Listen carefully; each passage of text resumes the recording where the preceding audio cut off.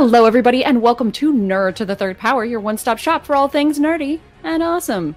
Dr. Gonzo is out, so that means, guess what, guys? I'm in charge. I'm in charge, everybody. I apologize in advance for just how poorly led this episode's about to be. Joining me for this little two-man act we've got going on is the Birdman. That's right, I am on board this ship of fools. I am not responsible for this, so I think it'll be fine. It's fine. We can do this, right? Exactly. It's on fire. It's just a little airborne. It's fine. We're in like just a tiny canoe out on an ocean. The two of us, and the boat's on fire, and there's a hole in it. Yeah, it's a good time. And it's the little dog cartoon going, "This is fine. This is fine." So Dr. Gonzo is going to be off for, I don't remember how many episodes we said, but he's taking a little personal time, and we are here to answer your cool Ask a Geek questions and talk about a really cool topic that we have prepared for you today. We absolutely did loads and loads and loads of preparation, and it's going to be perfect and flawless. Yes, it is. There's the truth of what we're saying, and then there's the truth of what we're saying here. There's a lot of, we're both sweating really heavily. You can't see it, but there's a lot of sweat. Oh, yeah.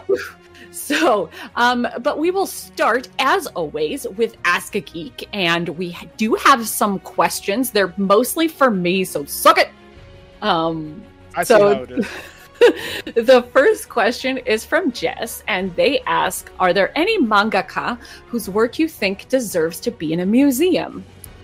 And I would say that there's already several museums out there for the Ghibli Museum, and I think there's a Tezuka Museum as well, so those are two big ones that already exist, if I'm not mistaken. So the one that I think definitely should be in a museum is Naoko Takeuchi, who did Sailor Moon.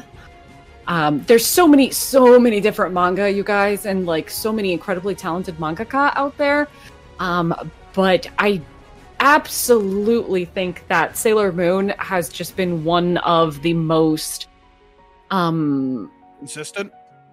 It is very persistent. It stretches across more forms of media than almost any other manga has. It was a manga, there was an anime, there was another anime, there has been all of the musicals and the live action TV series and all of these things. A lot of these shows and manga never get this much. So to me, it's just and it invented the magical, well, it didn't invent, but it really pioneered the magical girl genre. There was the show that invented it, but Sailor Moon is what really popularized the magical girl genre. So I think it has done a lot. And if you have never read the manga, the style is just so gorgeous. I think the style is a lot more interesting to look at than the anime tends to be. Either versions of it, the 90s version or Crystal. I just think the way that the manga is styled, and the amount of artwork that was extra artwork that was done for the art books and covers and everything. If you've never seen the art books, they've been out of print for decades, I believe, and they will one of them will run you $700. They're so hard to get a hold of. Oh shit! I know it's. I love art books, but I can't collect them anymore because the only ones that I want now are the Sailor Moon ones. It's really bad. So Naoko Takeuchi definitely deserves to have some art in a museum. And I would actually be really surprised if her art's not in a museum somewhere already, to be honest. We have another question here from Robbie, and they ask, if you could visit one movie set, past or present, which would it be? And that question is for both of us. Ooh. I know my answer, so I'm going to let you go first. I'm trying to think here. A set that I'd like to visit. I'm trying to think here. I think being able to visit the Sulaco from Aliens would be something special, but I'm hoping I would get the cargo bay, the barracks, and the hyperspace chamber. I mean, I know it's supposed to be one location, but if I had to pick the set, I'd probably pick the Sulaco armory, which would be kind of cool, where there's all the pulse rifles, the smart gun, and everything else like that. If I had to pick a secondary set, Ghostbusters Firehouse, I think it'd be pretty cool. So that's Hook and Ladder building, number 8. Right?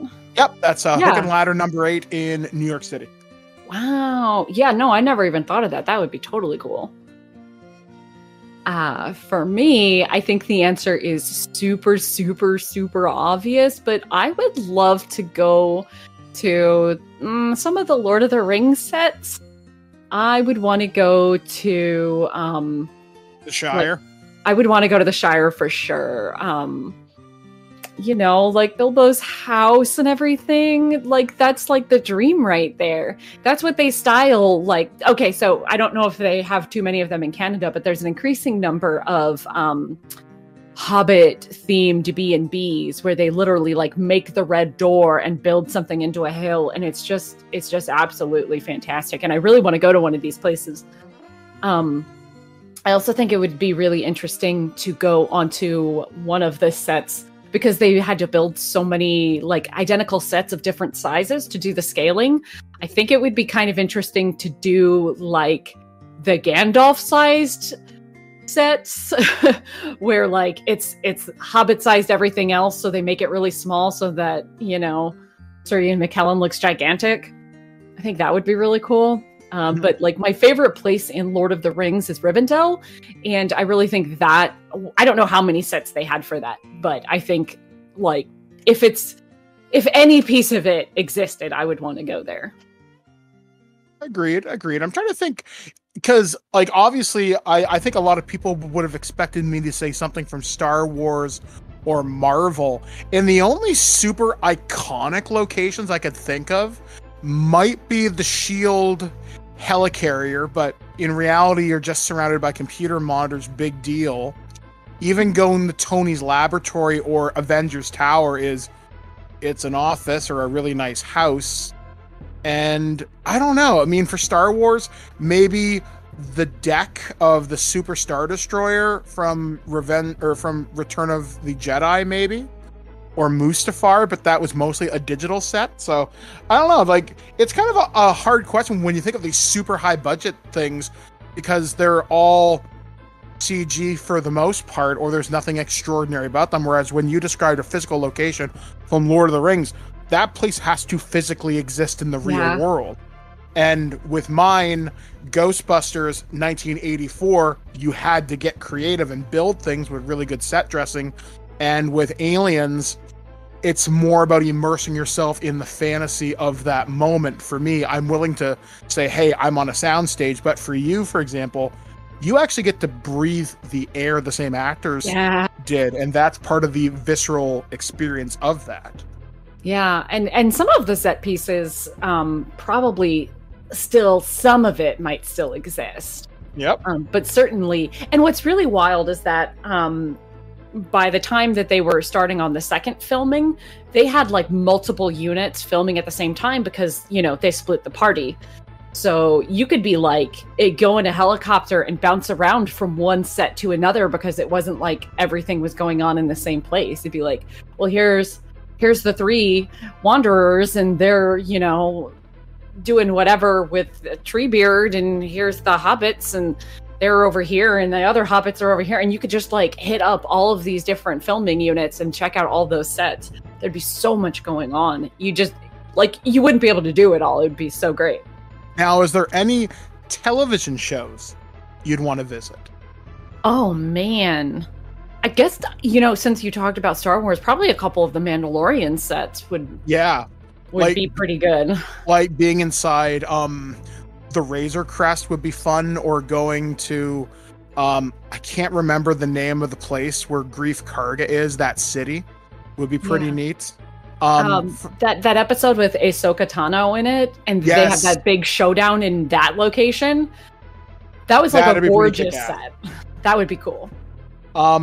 If I could pick one, and just one, the bridge of Star Trek Voyager, because that's my favorite Star Trek, and it's too. the most economically, or it's the most handicap accessible one there. But it just that's my Voyager. I would go behind operations where Harry Kim was and just run board ops. I would be so happy just to have a full crew there cosplaying and taking orders. Yes. That'd be fun.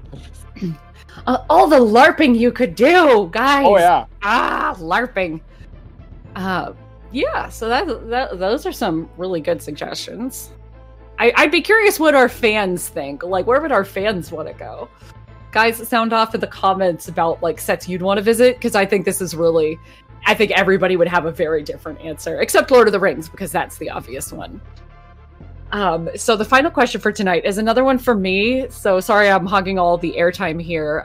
But Mel asks, what are your top 3 favorite Magnus Archives episodes? So thank you for giving me yet another chance to talk about the Magnus Archives. I love this podcast so much.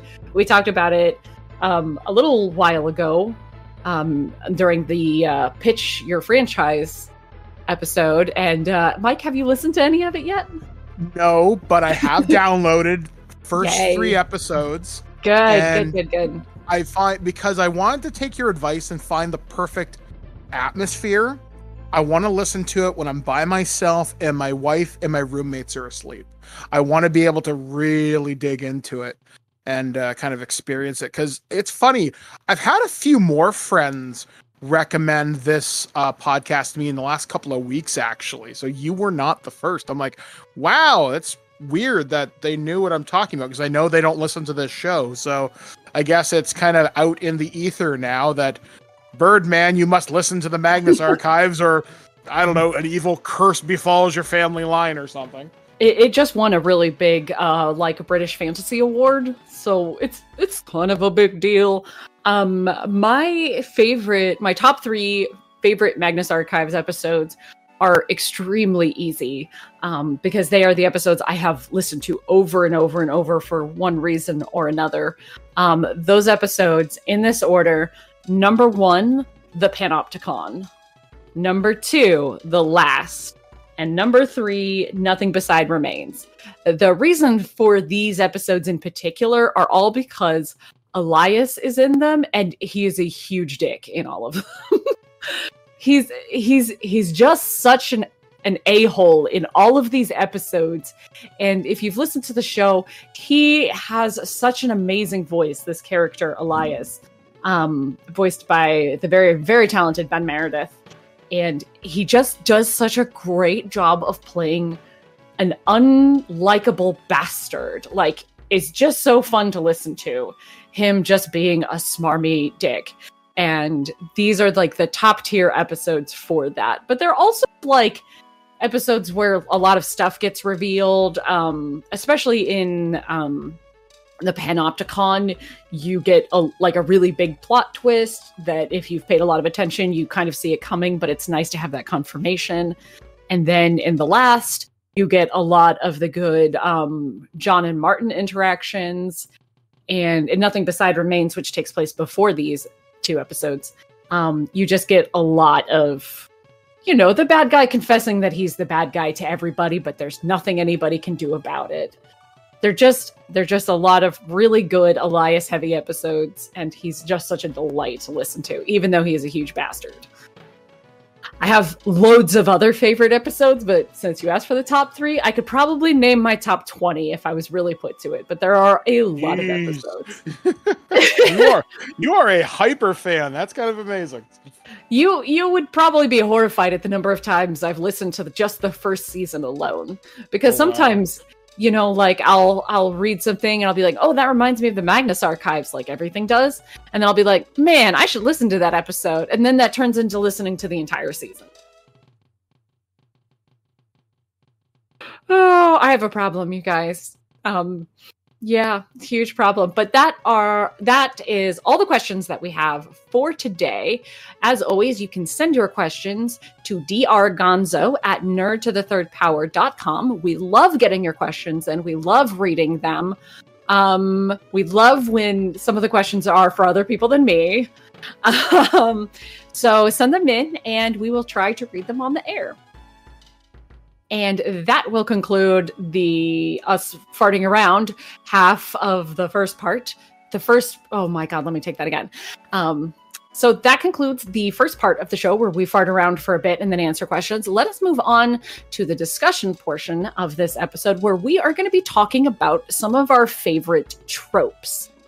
Now, the reason why I wanted to talk about this was I read something on Twitter weeks and weeks and weeks ago where our old friend Rolo T was complaining about a recurring trope in anime that he really hated. And I started thinking about all these tropes that I really hated.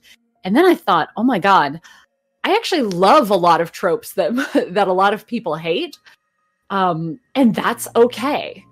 And instead of talking about being all negative and being down on things, we should put a more positive spin on it and maybe talk about the things that we can't help but like, even though they are probably overused, hammy, cheesy tropes. So I will start because I did 2 seconds more research on tropes than Birdman did. True. I had my dates mixed up in my calendar, so I was ready to talk about Shang-Chi, and then, oh boy, that was like, shit, think on your feet fast, or in my case, foot. Yeah. So, one of my favorite tropes, which used to be on TV Tropes, I don't know if it's still there because I haven't really looked at that website in like 10 years, but there was a trope. It used to be called Crouching Moron Hidden Badass. I don't know if it's still called that, but it's the trope where somebody it looks like an old man or an old lady or just seems quite incompetent, but turns out to be like the best fighter ever. So I'm thinking of this, and I think I'm going to bounce an example off you because I think this works. Okay. Master Roshi from Dragon Ball Z. Yes, Master Roshi is a prime example. He's just like this old perverted dude who like seems really skeevy and then turns out to be this like when you see him like rip his shirt off and he's got all the muscles on underneath and he's going to fight in the tournament and you're like, "Oh my God." Yeah, that's exactly it. My favorite use of the trope is in an anime called The Story of Sankoku. And the main character's dad is this very like he's sort of a bit ditzy and he's not very he's like the primary caretaker of his daughter and he can't cook or clean or make tea at all, and he works in a library and he's so mild-mannered. He's a bit of a Clark Kent, and he's a retired assassin. You know, so he's just like, everyone's like, oh, he's the best, he's the nicest guy, but if you mess with his daughter, he will absolutely kill you. And I think that is just this a Taken trope too? Because this sounds like a Liam Neeson movie. It's a little bit. It's a little more like Asian themed version of Liam Neeson. I can totally picture his actor, you know, just suddenly being voiced by Liam Neeson. There we go. This is the crossover film you never knew you needed. Yeah. So there's this wonderful part in Sankoku where his daughter gets caught up in this political machination and he finds the guy responsible who he used to work for as an assassin. And it's basically like he basically clears out a room, just takes down everybody in the room, and you see his eyes, and his eyes look all dark and horrifying. And he's like, if you mess with my daughter again, you're next. And you're like, oh shit. And you had heard all about this amazing assassin for, you know, a couple of chapters before. And then it turns out to be him. And you're like, oh, I love this. So this ended up becoming one of my favorite tropes. I love the surprise that somebody that you totally underestimated is actually a total badass. I've got a trope for you. And there was an entire series built around this trope that lasted 8 seasons and at one point starred Freddie Prinze Jr. Oh my God. Now this one you probably don't see coming, but the good old Fox TV show, The Adventures of Jack Bauer, aka 24. And the trope was there's a ticking clock. There's always a nuclear bomb. There's a threat to the president, or there's a bioweapon, and it has to be solved in 24 hours. And I love the idea of it because it puts consistent pressure, but I also love how goofy it gets, where somehow Jack Bauer manages to solve problems or heal from wounds that should take weeks to heal from, and he's good by the next episode. He's great, he's fine, whatever. CTU is still running. They're not calling in the FBI or the CIA or whoever else. They handle it all in office. Go get them.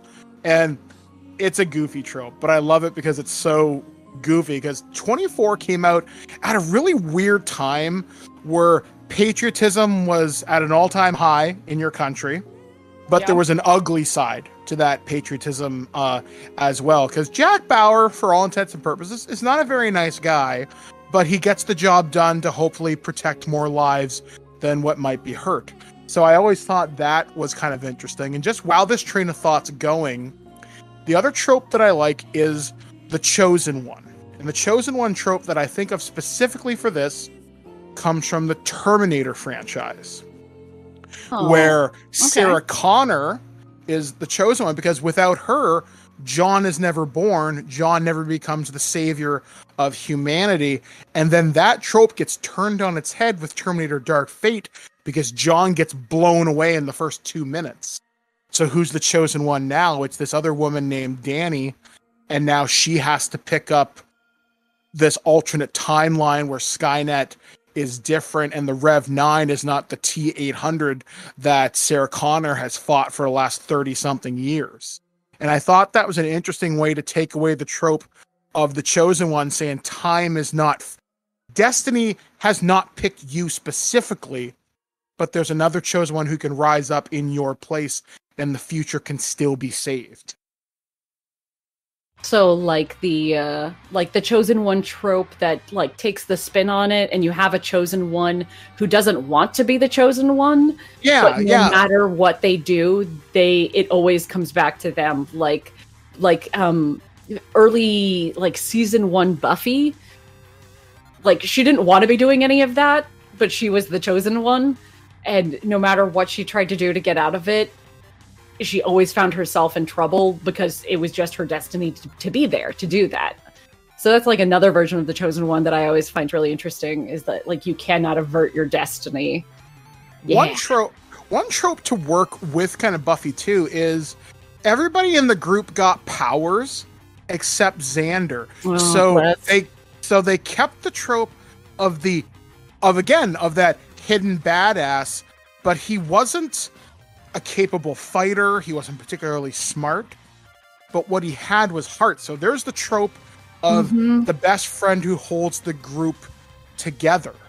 And I think that's something that's maybe underappreciated. And, you know, reinterpretations of Buffy have now changed in light of things. But the show itself, when you look at the core kind of storyline, like I said, Buffy Summers did not want this responsibility. She even got reckless at times, and maybe there's a trope there. Once you start smelling your own bullshit, you start to believe it, and then something terrible happens to you, sort of thing. And I don't know, like that's a show that I always thought had a surprising amount of layers to it, and that's not just from the performers, but I thought some of the writers on that show did a fantastic job. And you could even argue this trope now.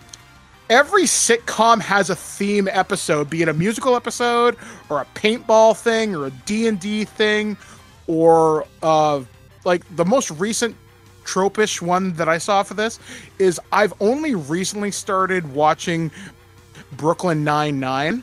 And I used to love the show Community. So the episode that my roommate Shannon showed me for Brooklyn Nine-Nine is where they have to go against the Bureau of Alcohol, Tobacco, and Firearms, where they're playing the opposing force as terrorists and hostages. Oh, yeah. And I'm thinking, this is like a Community episode. This is really good. So I thought that was kind of tropey, and it works because I think episodes like Buffy were a lot of the pioneering force with once more with like feeling. And then I guess Angel kind of continued that on, not this specific trope, but I think I know there's more examples of it than just this. There's a puppet episode where Angel gets turned into a puppet. Yes. Oh man. There's literally, I cannot have a single discussion about Angel without somebody bringing up that episode. I love it. Angel. I could not finish that series. So I did not ever see the puppet episode. I've only watched that episode because I've watched the first 2 seasons and then I got bored. But there's a scene where Spike's walking in with a warm cup of blood or coffee or something. He sees Angel. Don't you say it. Don't you say it. You're a wee little puppet man. And then he flies across the room at him. It's just so ridiculous the way that scene plays out.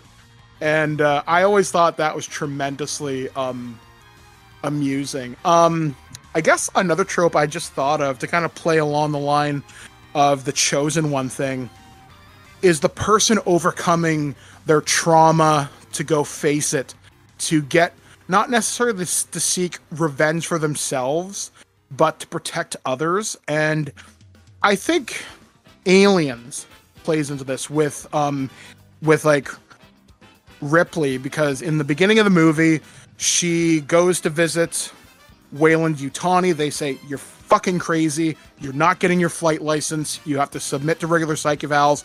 No.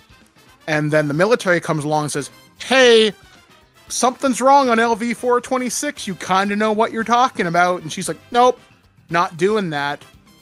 But in the middle of the night, after having a nightmare from clearly having shell shock or PTSD or whatever, she's like, we're going out there to destroy them, not to study them, not to bring back. And Burke replies, you have my word, and I'm in. I love that, because I love the idea of finding strength in vulnerability. And that's something that's kind of inspiring to come by, and not every solution with PTSD can be overcome with an application of superior firepower. But I like that force of will. I like that idea where I'm going to get back on the horse. I'm going to confront this directly head on. I do not know fear. Nothing will stop me from doing what I need to do. And in Ripley's case, it was wipe out the xenomorph, but we all know how that kind of turned out. Mm-hmm. But I love that, because I do find that inspiring. And I think that's a very strong character who made a weakness into something very beautiful.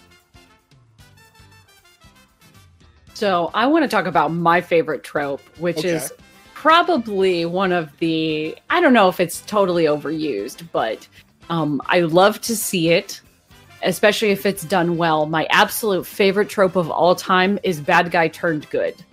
Yes. When you have a villain and something or another happens and he ends up having to join the good guy team to stop a bigger bad, or because he sees the light, or for whatever reason. But when you have that bad guy turned good, I just think it opens up the doors for some very entertaining character interactions, some really like potent character interactions, because you have like two people who have been villains this whole, or have been antagonistic towards each other this whole time, and now they just need to get along long enough to stop whatever's about to happen. You know, I just think, oh god, there's just so much you can do with it. And assuming it's done well, of course. You do have to have like a good reason for that person to turn good. But when it's done right, I just think it always makes me like jump up and cheer.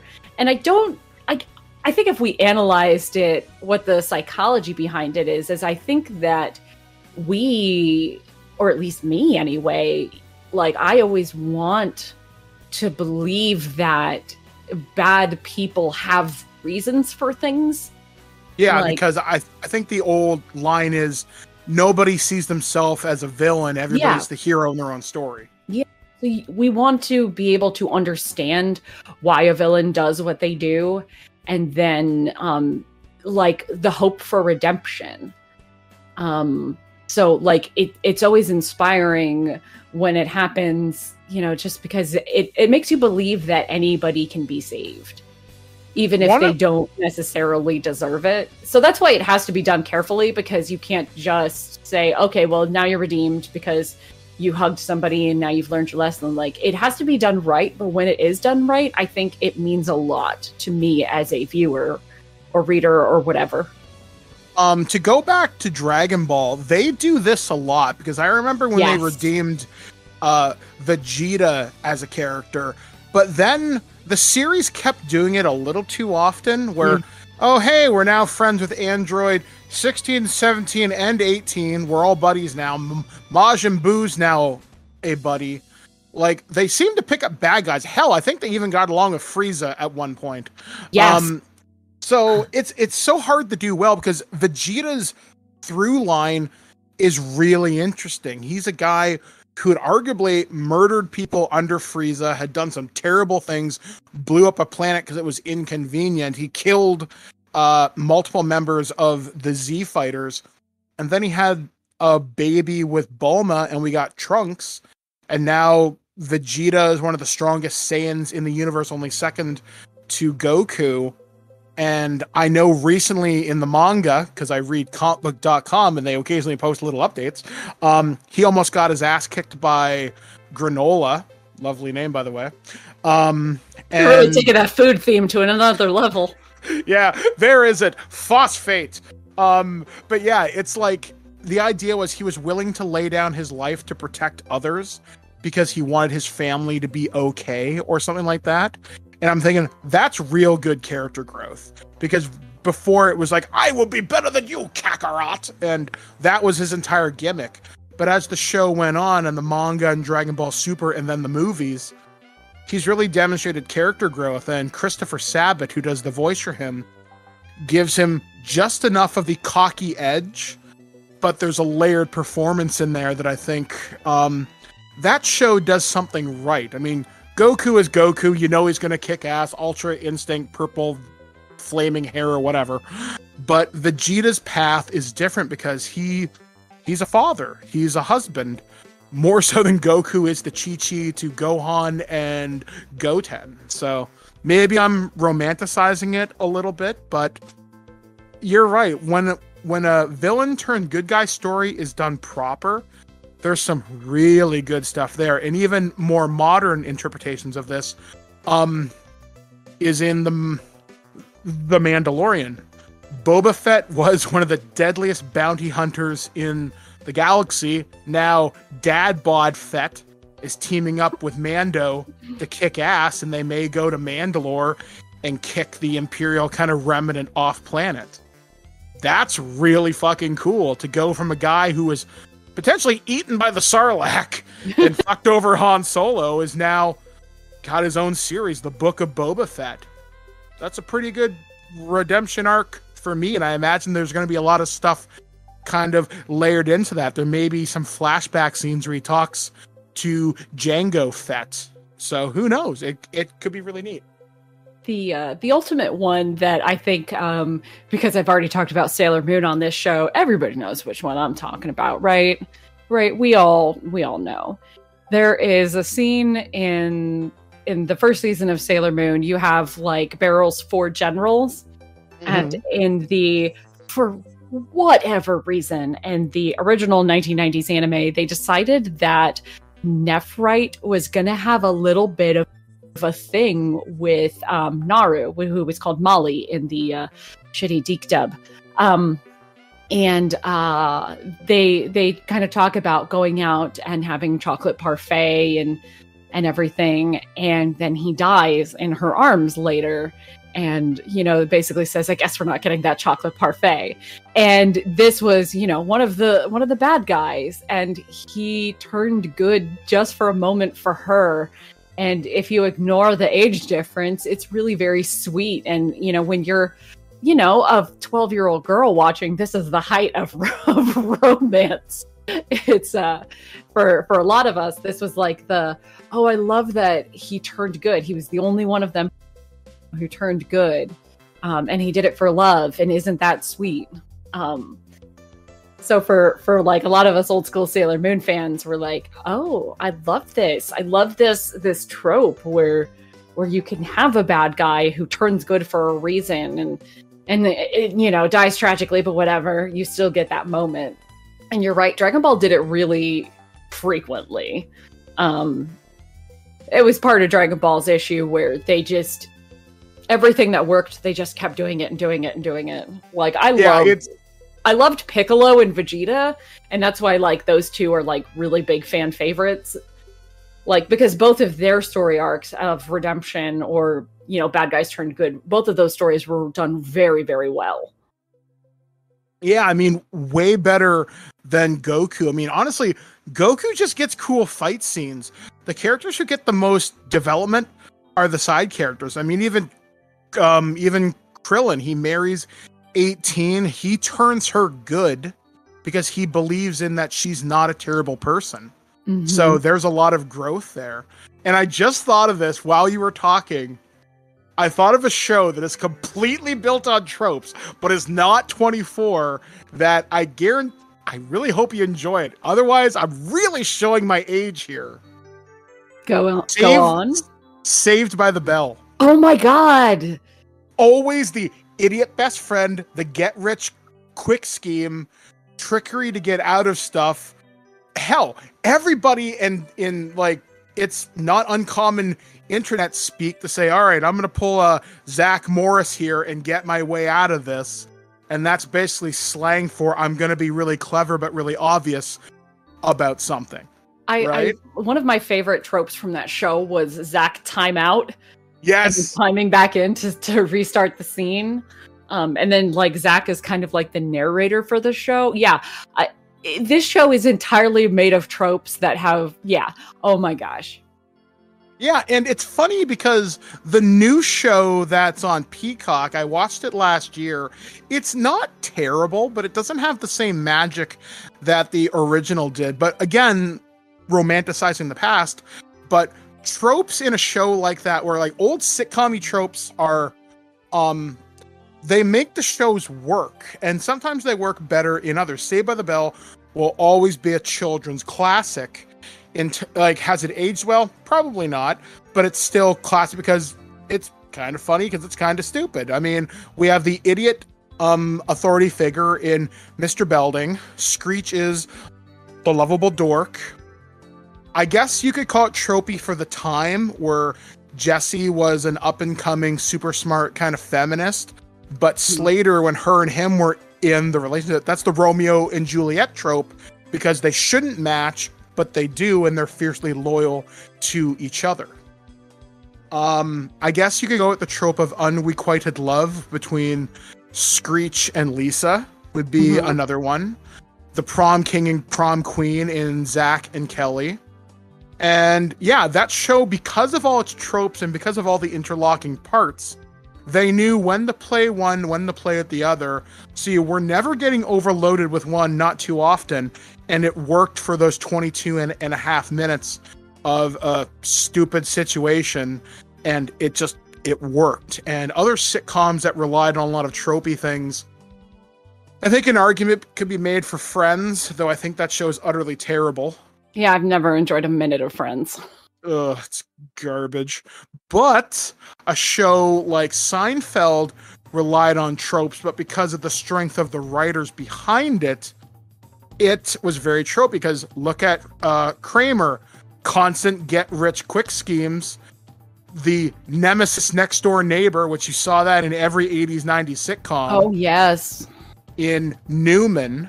Or the smart best friend who was maybe a little timid, George, but he was also a big coward too and would often get caught in lies. And maybe that's a trope in and of itself, is getting caught in the web of your own lies, where he starts Art Vandelay Industries, or quick, is anybody here a marine biologist? And there's the whale on the beach and he's like, and he gets caught in a lie, or he gets the penis kind of shrinkage thing. It was cold!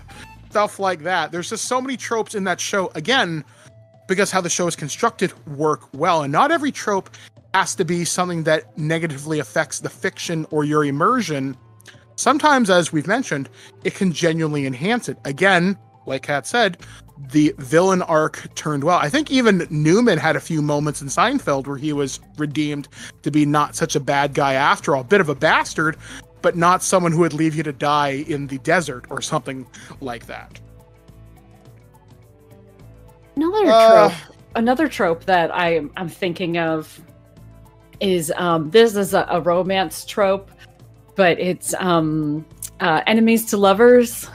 Yes. Whether it's like rivals or, you know, the protagonist and the antagonist or whatever, but, you know, two people who hate each other at the beginning, as long as there's the right amount of progression in whatever franchise you're looking at here, the enemies to lovers or rivals to lovers, where they just end up realizing like, oh shit, you're perfect for me.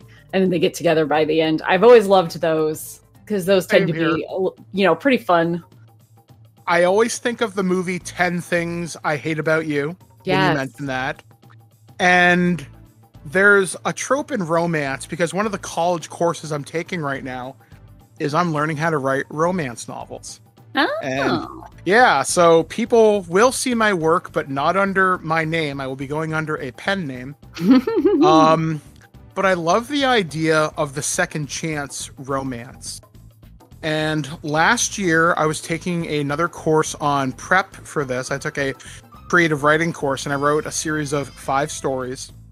And in the second story, I wrote about 2 college friends that had had a fight before they went off, and this person had come home, and they ran into each other at the party. And in the backstory, I built that they'd been friends for years. They were best friends, but they never got together, which is, again, another romance trope. Mm-hmm. And it comes out during the course of the story that the protagonist, let's call him Frank had left town without telling his friend, let's call her Diane. So Frank had left Diane and didn't tell her, and she's like, why did you go? And he's like, because I couldn't face you. We were both supposed to go off, have our own adventures.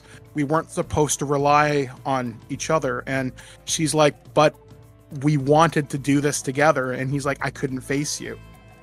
And I'm sorry that I ran. So baking in that vulnerability, and her saying, well, maybe I shouldn't have said some things to you. And he's like, well, I shouldn't have said some things, and I shouldn't have ran. And the story culminates in them finally saying, I'm sorry. Why didn't I see what was right in front of me? Again, another romance trope. And I don't know. I mean, I'm a big sucker for happy endings. I really am. I love a good romance story because I think it connects to a very genuine part of the human experience that not everybody gets a chance to experience. Because I know some people, dating can be difficult, but everybody can enjoy a good love story when you see it done properly in the right medium.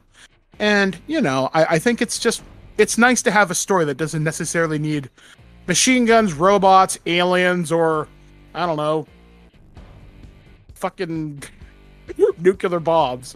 It's just, I don't know, there's something, a lot of romance tropes, if they're done well, can really create a heartwarming experience, as long as you don't lean too heavy into them.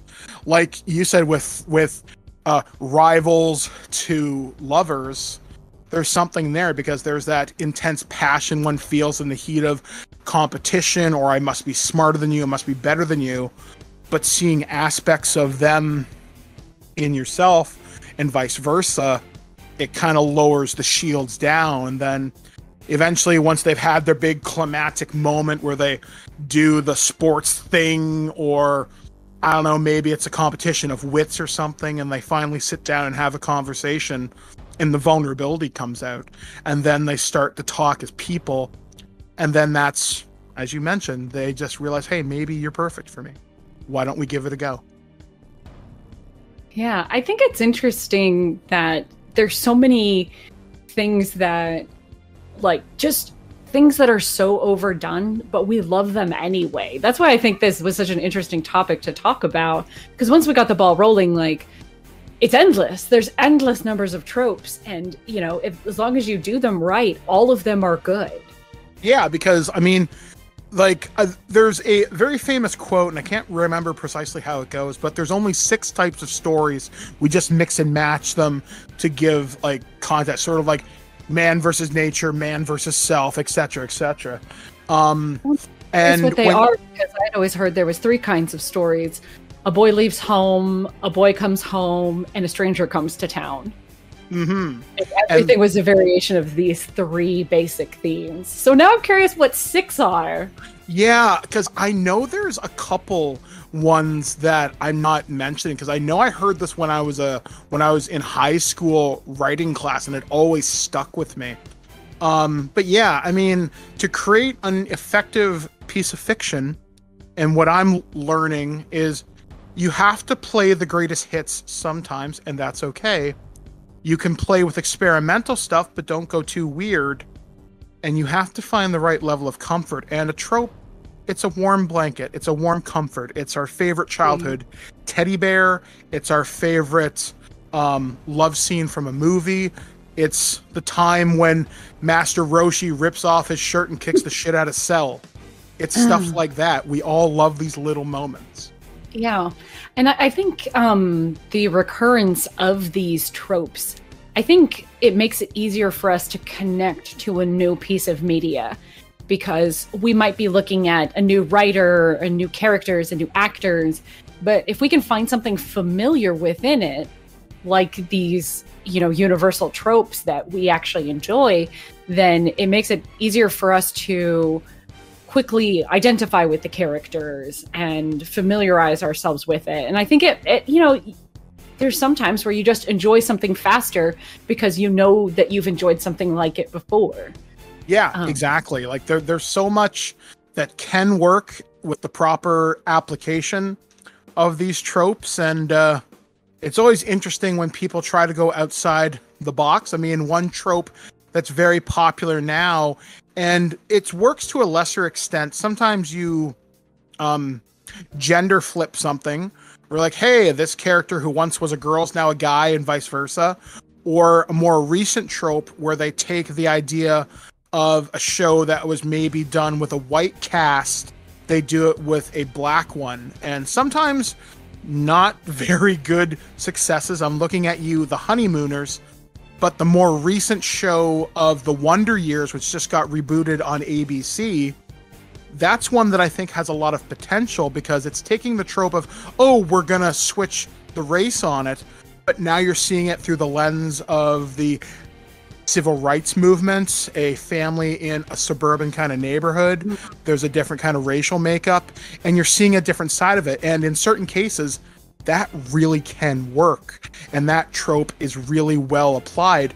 Just the caution to the writers and the showrunners is making sure you don't lean into anything that could become kind of caricature.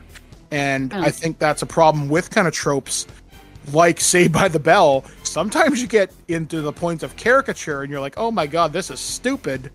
But sometimes it works and it's funny, like Mr. Belding. Or Ernest, the lovable idiot. So there's so many things that can work and do work. And don't be afraid to like something weird and stupid, because if it makes you happy, then it worked for you. Yeah, so I guess our takeaway from this is, if you're a writer, use those tropes and, put your spin on them, but just don't let yourself be boxed in by them. Exactly. Try to take something that exists, like this trope, like a bad guy turned good, and then do something different with it. Make it your own. Because that's what's gonna sorry, I'm really phlegmy today. So take something and make it your own, and let the world see your version of it, because chances are somebody's gonna love it, because we all love these tropes already. Absolutely. So hopefully you guys have had a fun time listening to this hastily assembled, but ultimately turned out to be beautiful. And there's a trope right there. Okay, guys, you got 5 minutes, go. And we made it work. We bumbled our way through, and somehow we came out the other side. So yeah, I do make a promise, is when I'm ready and I've got everything all figured out, I will covertly put my work that I'm writing in romance out there for people if they want to read. And then we will sit there with a highlighter and tvtropes.com open. Exactly. Somebody will eventually mock me. So, but that's okay. Good luck finding my pen name asshole. But yeah, so it's been fun, Kat. It's always fun working with you. I guess to update you guys, I have been in contact with Skyblaze. Hopefully you guys did listen to the B-side, which is on ThisWeekInGeek.net just a couple weeks ago. You can find that on Spotify and any major podcatcher, as well as on YouTube, I believe. So yeah, we should be hearing from them pretty soon. I know they've got a cold right now and some like kind of tech issues. I'm tempted just to send them a damn headset, and see how like that goes. And Gonzo is having some time to recover from his little personal problem and issues, but he's doing well from what I understand. That sounded belittling. That sounded just, I don't think you intended it, but it sounded just a little bit belittling. Yeah, I'm sorry. Gonzo had a surgery that we won't discuss on this show, but we are giving Gonzo time to recover. So there might be a couple of episodes that's maybe just me and Birdman, maybe me and Birdman and Skyblaze. Skyblaze wants to join us. So, but that's it for today. We'll be back next time with hopefully another really fun topic like this, because this was a lot of fun. Oh yeah, so hopefully you guys will stick with us. We love Ask a Geek questions. Yes, send us your questions. Send some to Mike. I swear I know more about Star Wars and aliens and RoboCop. Try me on a multitude of topics. I'm willing to experiment and learn. So yeah, so I guess Kat, I've been Mike the Birdman. And I'm the Cat, and we'll see you next time.